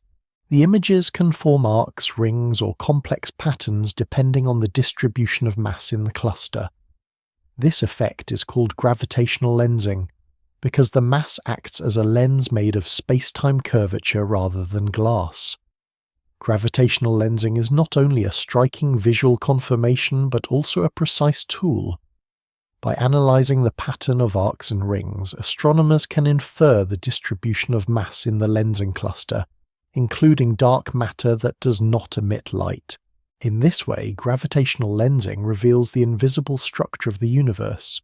Weak lensing, where the distortions are small but systematic across many background galaxies, maps the large-scale distribution of matter in the cosmos. Strong lensing, where multiple images are produced, provides detailed information about individual clusters. Both forms rely on the simple principle that light follows curved geodesics. The bending of light also affects timing. Imagine a signal from a distant pulsar that passes near a massive body on its way to Earth. The path is longer, and the travel time increases. This effect, known as the Shapiro delay, has been measured by bouncing radar signals off planets and by timing pulses from binary star systems. The delay depends on the mass of the body and the geometry of the path. Observations match the predictions of general relativity with great precision. The effect is another calm confirmation that light respects the curvature of space-time. Light bending is also linked to magnification. When light is focused by curvature, distant galaxies can appear brighter than they would otherwise. This natural amplification allows astronomers to study galaxies that are otherwise too faint to observe. In some cases, gravitational lensing reveals galaxies from the early universe seen as they were billions of years ago. Thus, the bending of light by mass not only confirms relativity, but also extends our view of cosmic history. He emphasizes that the bending is not a force pulling on light. Light is massless and has no rest energy. It moves at the speed of light in empty space, which is fixed for all steady observers. The reason it bends is that space-time itself is curved, and geodesics in that curved geometry are not straight in the Euclidean sense. The bending is a geometric property, not a dynamical tug. This distinction is important. It explains why the same framework accounts for planets' falling bodies, and light unifying them under the single concept of geodesic motion. Another consequence is the existence of Einstein rings. If a background source, a lensing mass, and an observer are exactly aligned, the light from the source bends around the lens and arrives as a complete ring of images. These rings have been observed with telescopes and match the theoretical shapes predicted decades earlier. The radius of the ring depends on the mass of the lens and the distances involved, providing a direct measure of mass on cosmic scales. Beyond single lenses, networks of mass such as filaments and sheets in the cosmic web produce subtle lensing patterns that can be mapped statistically. These patterns trace the growth of structure in the universe and test models of cosmic expansion. The precision of modern observation shows that lensing is not an occasional curiosity, but a pervasive feature of the sky. Every image we see of a distant galaxy is slightly bent and magnified by the matter in between. Gravitational lensing is therefore both a demonstration of relativity and a tool for cosmology. He also considers microlensing. When a single star passes in front of a more distant star, its mass can bend the light enough to brighten the background star for days or weeks. These events are rare but detectable with wide surveys. Microlensing has revealed planets around other stars, detected compact objects, and constrained the amount of dark matter and the form of unseen bodies.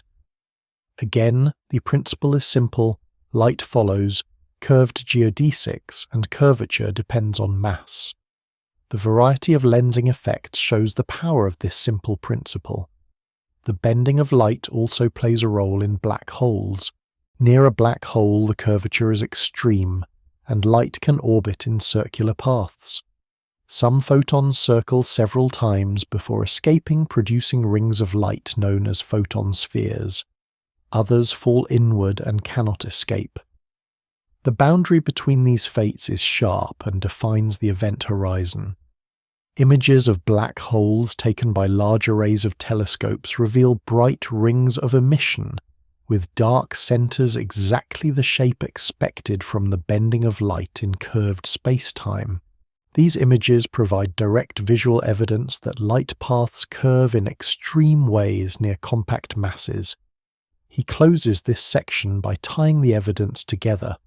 From eclipses on Earth to arcs of galaxies in the sky, from radar echoes delayed by planets to rings of light around black holes, every observation supports the same calm statement.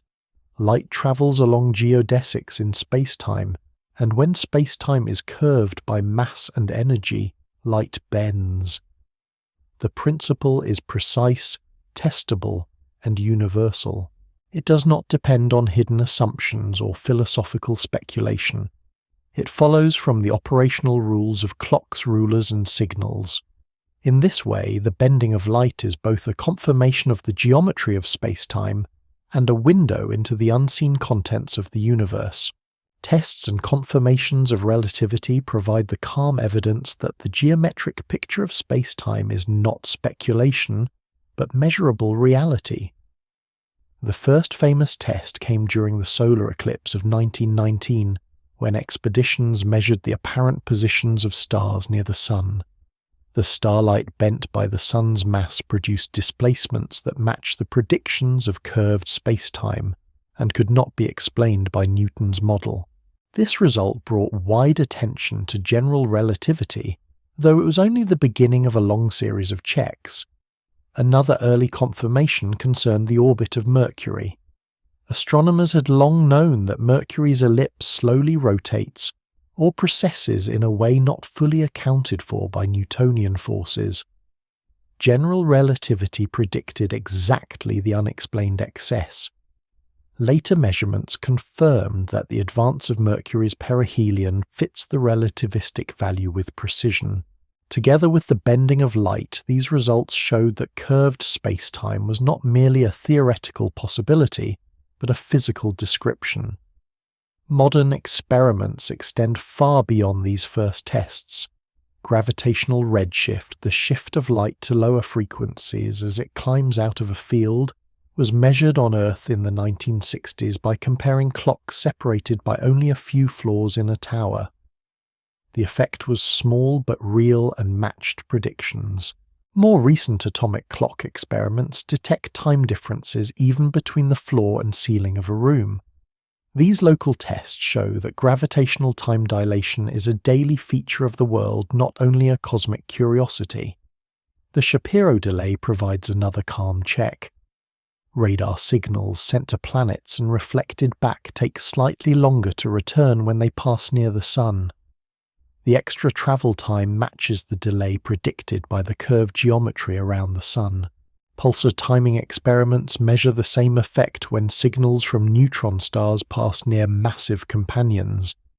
Each case agrees with general relativity. Gravitational lensing, both strong and weak, has become a standard tool in astronomy.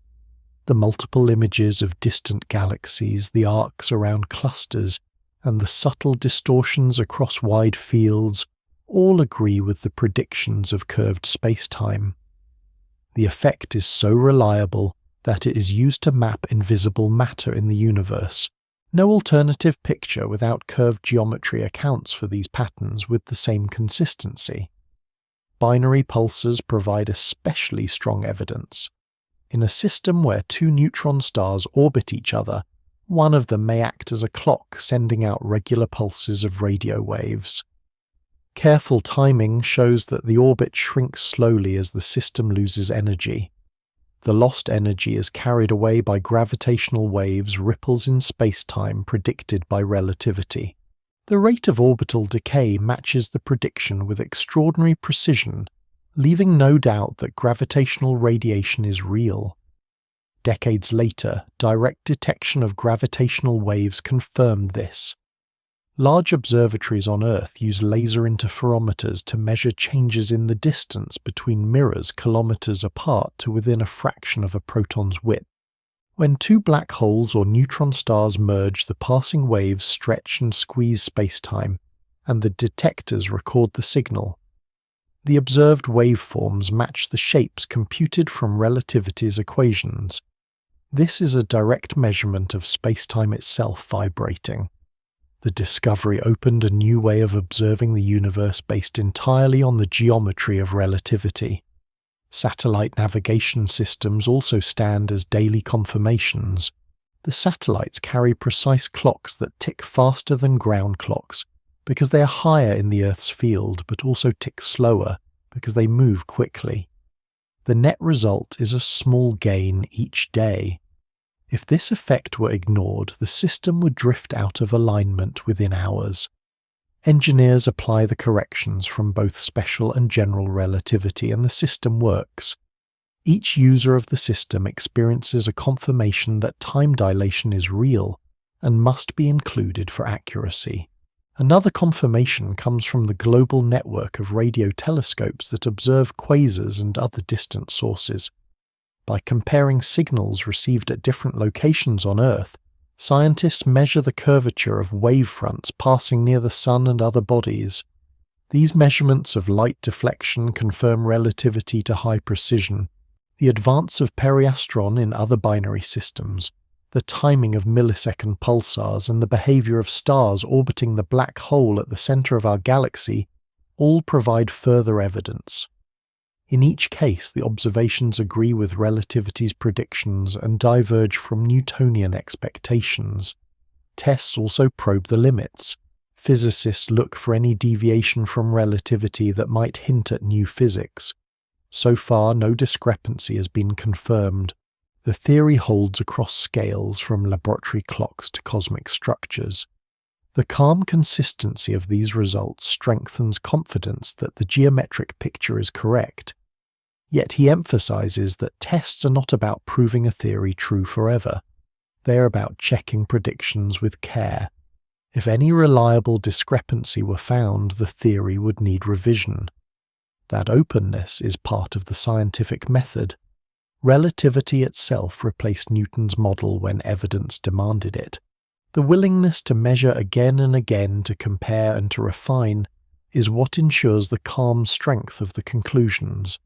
Relativity has also guided technology beyond navigation. Particle accelerators rely on the increase of energy, with speed predicted by relativity. Beams of particles moving close to light speed behave exactly as the equations require. The lifetimes of unstable particles are extended by time dilation, allowing them to travel farther than they would at rest. Experiments measure these extensions and find agreement. In medicine, positron emission tomography depends on the creation of matter from energy, as described by the link between mass and energy. The devices work because the fundamental relation is true. Each of these uses is a quiet confirmation that relativity is not only a description of the distant cosmos, but also a framework woven into everyday devices. He ends this step by returning to the principle of consistency. Every test, from eclipses to satellites, from pulsars to laboratory clocks, fits within the same geometry. There is no need for separate rules for light, matter, or motion. All follow the same space-time structure. The constancy of light speed and the equivalence of frames are not arbitrary postulates, but principles supported by repeated experiment. The picture of curved space-time geodesics, time dilation, and light bending has been confirmed across a vast range of scales. Calmly, the evidence says the same thing: space and time are shaped by mass and energy, and their geometry governs the world. Remaining puzzles remind us that while relativity explains much with calm clarity, it does not answer every question. The field equations link mass, energy, and pressure to the curvature of space-time, and the predictions tested so far have matched with remarkable precision. Yet there are domains where knowledge is incomplete, and where the framework seems to point beyond itself. One such domain is the singularity. In the equations, when matter is compressed without bound, the curvature of space-time grows without limit. At the center of a black hole or at the origin of cosmic expansion, the equations describe a singularity where density and curvature become infinite. Infinity in physics often signals the breakdown of a theory.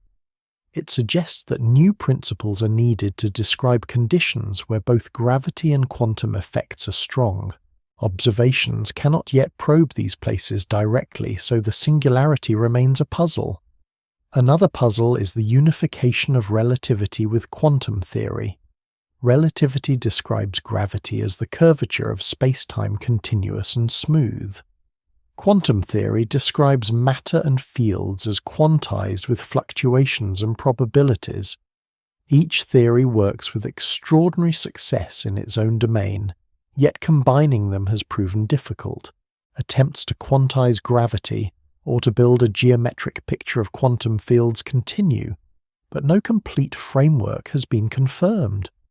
This gap is most pressing in regions where strong curvature and quantum effects meet, such as near singularities or in the earliest moments of the universe. A related puzzle is dark matter.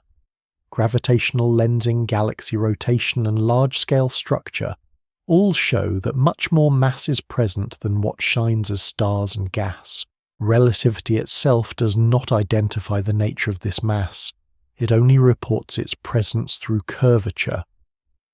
The dark matter may be new particles, or it may be something else, but relativity provides only the geometric stage on which the unseen mass acts. Discovering what dark matter is lies beyond relativity. Dark energy poses another calm question. Observations of distant supernovae show that the expansion of the universe is accelerating. Within relativity, acceleration of expansion can be produced by a constant energy density of empty space, sometimes called the cosmological constant. This idea fits the data, but its value is extremely small compared with estimates from quantum theory. The origin of dark energy remains unknown. Relativity describes how it acts, but not why it exists. Gravitational waves now observed directly also raise open questions. Their detection confirms the dynamic nature of space-time, but it also challenges us to measure them more precisely and to use them as tools to explore the cosmos. What waves from the earliest universe might reveal is still uncertain. Their patterns could test theories of cosmic origin and quantum gravity, but those patterns have not yet been seen. Another puzzle concerns the arrow of time. Relativity's equations are symmetric in time. They do not prefer past over future. Yet our experience is of a universe with a clear direction where entropy increases and processes are irreversible. How this arrow of time arises within a framework that treats past and future so symmetrically is not fully explained. Relativity provides the stage, but not the script for time's direction. At the scale of black holes, questions also remain. What happens to information that falls inside? If nothing escapes, does information vanish, or is it preserved in ways not yet understood? Quantum considerations suggest that information must not be destroyed, yet relativity alone gives no mechanism. The puzzle of black hole information remains unsolved. Relativity also leaves room for speculation about topology. The equations allow solutions that include wormholes or bridges between regions, but whether such structures can exist, physically remain stable, or be traversable is unknown. The energy conditions required may not be satisfied by any real matter. These possibilities remain mathematical curiosities until evidence can decide. Even the nature of space-time itself is questioned. Is space-time a fundamental entity, or does it emerge from deeper structures? Some approaches to quantum gravity suggest that space and time may be emergent phenomena, arising from networks of more basic relations. Relativity does not answer this. It assumes the existence of space-time and describes its curvature. What underlies it remains a mystery. Despite these puzzles, relativity remains a calm and reliable guide in its domain. It predicts the behavior of planets' light clocks and waves with unmatched precision. It is woven into technologies from navigation to communication. The puzzles do not weaken it, but show that the search for knowledge continues. They remind us that every theory has a range, and beyond that range, new principles wait. The singularity signals a boundary. Quantum gravity may one day extend the picture. Dark matter and dark energy signal contents not yet understood. The arrow of time and the fate of information hint at deeper rules. Each puzzle is an opening, not a flaw. Relativity provides the stable ground from which further exploration proceeds. He ends by noting that science advances by calm accumulation. Observers compare clocks trace, light map orbits, and measure waves. Each test refines the picture. Relativity has passed each one so far. Where it leaves questions, it sets the terms clearly. A singularity is not an explanation, but a marker of the unknown. A lensing pattern is not an answer, but a signal of unseen matter. A redshift or a delay is not a mystery, but a clue. Relativity thus serves as both explanation and guide. It explains the geometry we can test, and it guides us to the edges where new knowledge may be found. The puzzles remain steady reminders that space and time still hold secrets, Even as relativity shows how much of their structure we already understand,